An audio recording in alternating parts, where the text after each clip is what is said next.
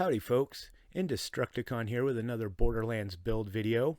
This time we will be looking at my Mana Well and Blade Fury Moze build.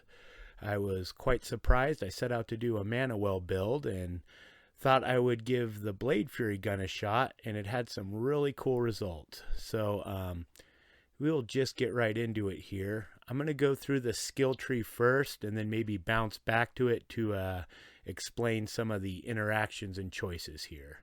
So, in our blue tree, we have 5 points in Fire in the Skag Den, 3 points in Deadlines. I have 2 points in Means of Destruction, 5 points in Torg Cross Promotion, 5 points in Stainless Steel Bear. Now we got all 5 points in Vampire, which I'll explain in a bit. And then we got 1 point in Short Fuse. For our orange tree here, we have 5 points in Selfless Vengeance, 5 points in Drowning in Brass, 1 point in Thin Red Line. Ultimately, you'll want to have at least 3 in this, but we'll be getting some points from our class mod there. We have 1 point in Experimental Munitions, 3 points in Desperate Measures. This will go along with this. We want to get our life down below 50%. 5 points in Phalanx Doctrine. This is going to give us a lot of our maximum shield and gun damage. And 1 point in Tenacious Defense. In our green tree here, we have 5 points in Cloud of Lead, 1 point in Daka Bear. You could probably move this somewhere else if you wanted. I wanted a little extra damage for Iron Cover Iron Bear, and needed to get down the tree a bit. We have 3 points in Stoke the Embers, 1 point in Redistribution, 2 points in Scrappy, 5 points in Scorching RPMs, and I did put 1 point in Specialist Bear, because Bear is kind of a part of this build. So, and then in our purple tree, we don't have anything, so this could technically be a base game build. Now let's get on to the gear here. This is where it gets a little more interesting. So like I said, the main focus weapon of this build is the Blade Fury. All of Moze's normal guns, you splash and fire damage guns will work just fine with this. But I was really surprised at how powerful the Blade Fury was. And let's, I guess, just get into that part first. So this gun shoots knives that deal weapon damage and melee damage. Now, you would think this would be perfect for Amara, and it is if you saw my last video, but it also works for Moze really, really well. And here's why. It lets you use all of the stones and all of the commander planetoids. Because your gun is now doing melee, you can take full advantage of all of these, and they do a lot of damage. I have quite a few different ones here I've been playing with. You can change your element on the fly. The Firestone, of course, works well. The Radiation Stone Commander Planetoid, you're not only getting the bonus radiation damage, but you're also getting the bonus elemental damage. That all stacks and works with the Blade Fury. So I just have a different collection of them here. The White Elephant also. The gun will attach those sticky bombs with Moze's splash damage and radius. Can be really powerful. So it's super fun to play with. Oh, and if you wanted to do some other crazy stuff, you can also use a safeguard because you're going to be slamming to activate the Mana Well, and that'll make you nigh invulnerable with those two going. If you wanted to do something really fun and crazy, you could do the Revolter trick, which is still working on PlayStation, and then you could do the Toboggan trick also. If you guys aren't familiar with the Toboggan trick, I'll show it to you here real quick. I know most of you probably know it, but here's just a quick demo. So here's my normal damage. But with the Toboggan, if you slide, get into Bear, while the effect is still going, jump out of Bear, then all of your shots will be amped. So if you don't want to play glitchy, that's fine. You can combine this with the Revolter trick, and it's pretty fun though. Everything I did in the videos was done without this trick. So let's get on to the second part of the build here. which is my initial inspiration to try to make a good mana well build.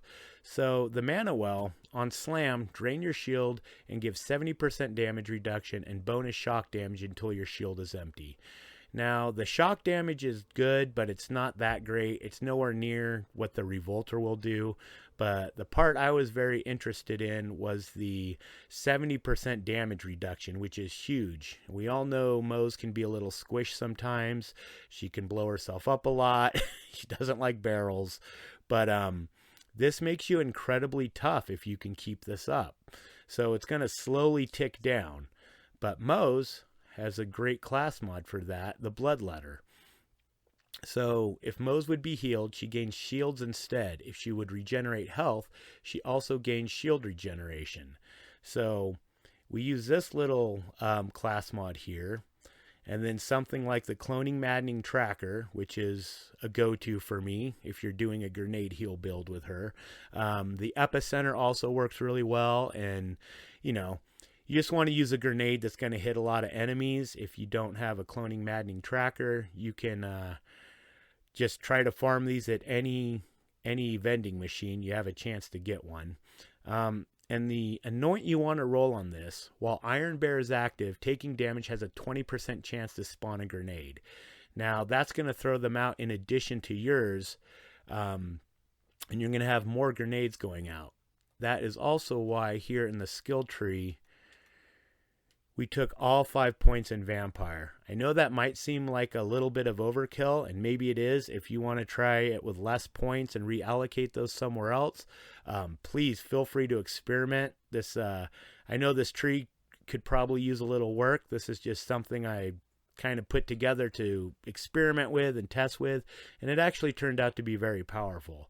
So I just found putting 5 points here made it a lot easier in chucking the grenades. So the grenades are going to heal when they hit, and that heal is going to be converted into shield regeneration, and that is going to keep your mana well up almost all the time. Now, it will run out eventually, you know, just there's no enemies around, or you just don't keep it regenerated, and that's why I also took this point here, Tenacious Defense. Because when your shield is fully depleted, it's going to immediately give you back a bit, give you a little bit of a safety net there. As for Bear, I run around with both. I like Iron Cub when I'm doing general mobbing and for a lot of bosses. But if you get into a really big boss fight or a tough situation, you can always switch back over to your rails. I'm a big fan of the rails. You can use whatever gun you want. I just, the sabot rounds really go well with all your splash damage increases and all that. Now, I'm trying to think if I forgot anything. I also didn't take any points in Vladof Ingenuity, which is normally very powerful, because your shield is going to stack up really quick with your kills. So you're already going to have a very high, just maximum shield, and then with the Mana Well Bloodletter grenade combo, it's going to be filling up really quick. So we didn't need those points. I think that's it. This was a really fun build. The versatility with the Blade Fury is just incredible. I was really surprised at how fun it was to switch out these different artifacts for different effects. And that's it. I think that's all I got. Thank you guys for checking this out. And I just wanted to say one more thing really quick.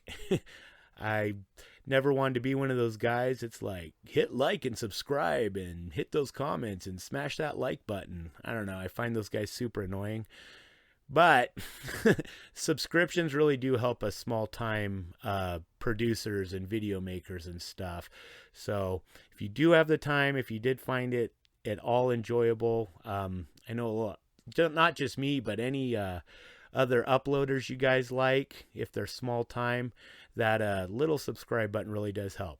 I'm not going to harp on it anymore. I won't be barraging you guys with requests for likes and subscriptions, but for the little guy, it does really help us get our videos out there. So if If you got the time, you like the content, I'd appreciate it.